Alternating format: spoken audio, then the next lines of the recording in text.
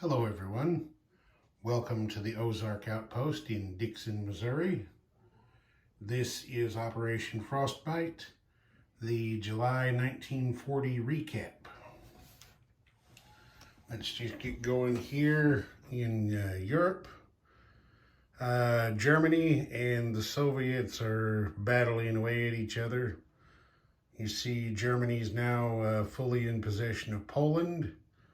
However, the Soviets are giving them some trouble in the Balkans and Eastern Europe by capturing Slovakia, Hungary, Bulgaria.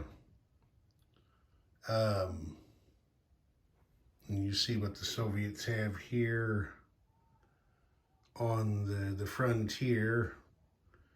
Not a hell of a lot, but they do have a little bit backing their line up.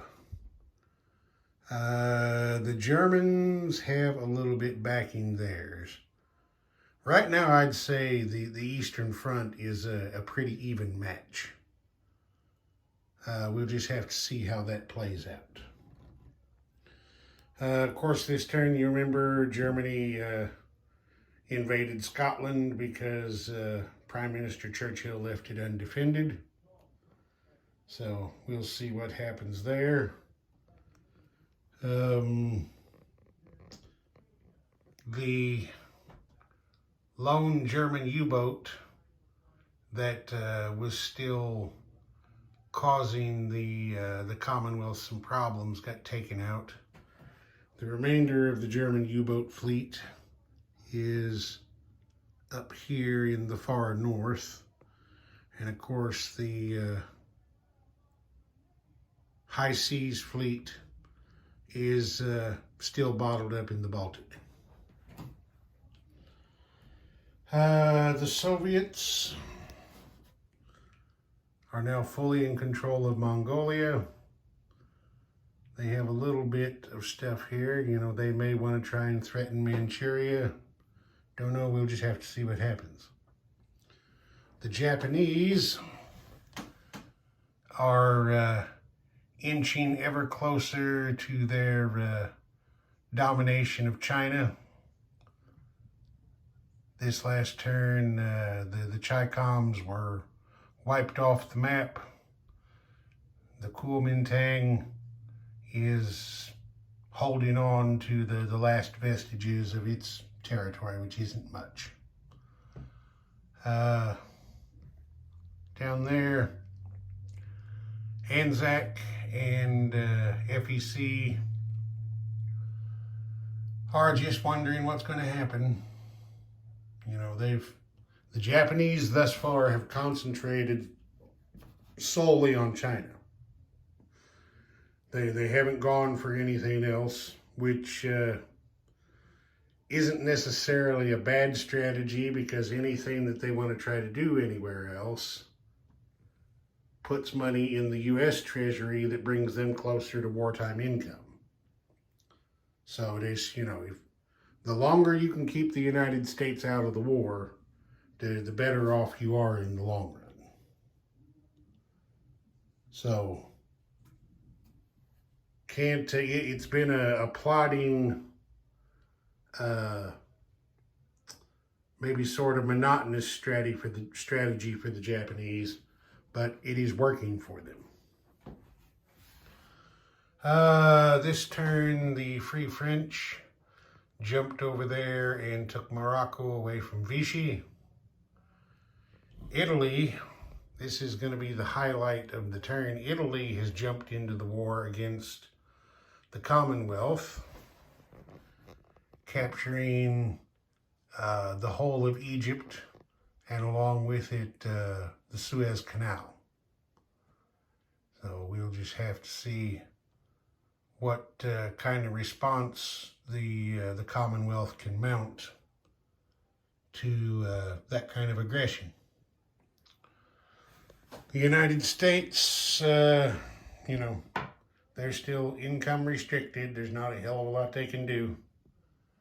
As I've pointed out continually, their die rolling has just been god awful.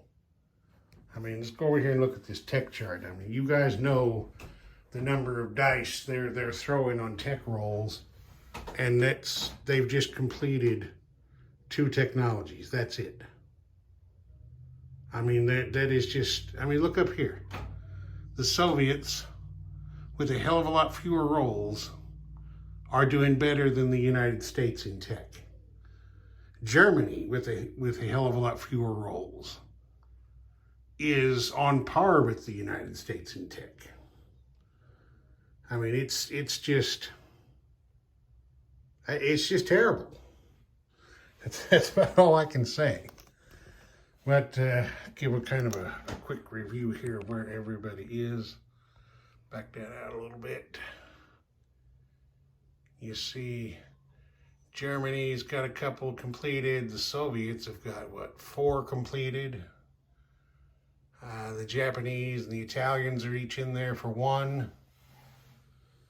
The United States has 2, as I said. The British have 1 completed. Wartime Economy, they have a couple of others right there on the doorstep that can help them out. Shift over here to the income chart. You see where everybody's at there. Germany leading the way. Japan not too far behind. The Soviets are there 13 away from reaching their wartime economy.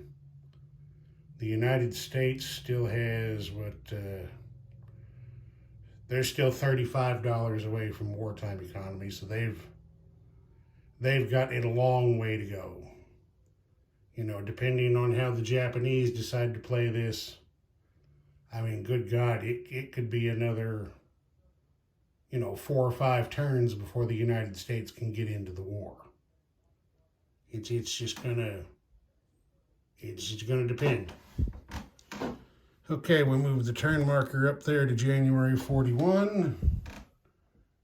You see there, it's official. And that's how things sit.